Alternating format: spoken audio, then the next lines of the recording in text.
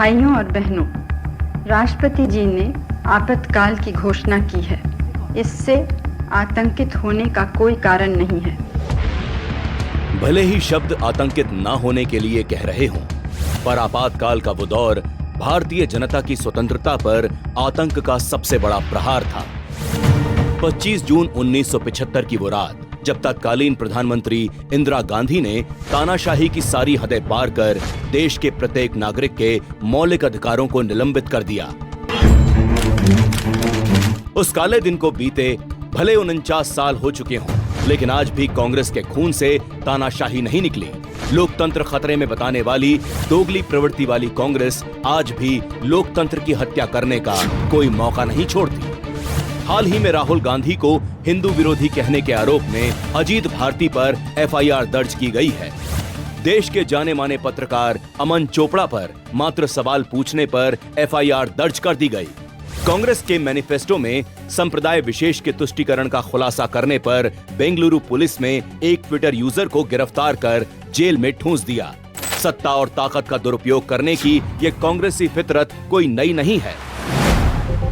जब ताकत जवाहरलाल नेहरू के हाथ में थी, तब उन्होंने शायरों को जेल में ठूंसा।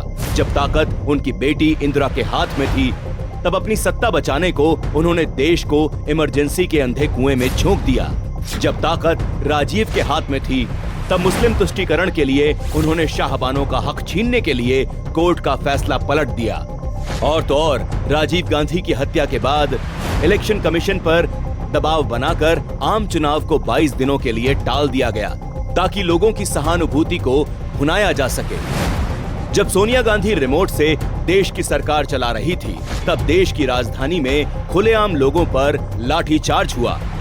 और आज इसी परिवारवाद की पीढ़ी का नया शहजादा मंच से यह ऐलान करता है कि अगर हिंदुस्तान में मैच फिक्सिंग का चुनाव बीजेपी जीते और उसके बाद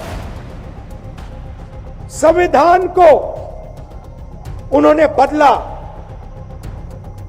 तो इस पूरे देश में आग लगने जा रही है।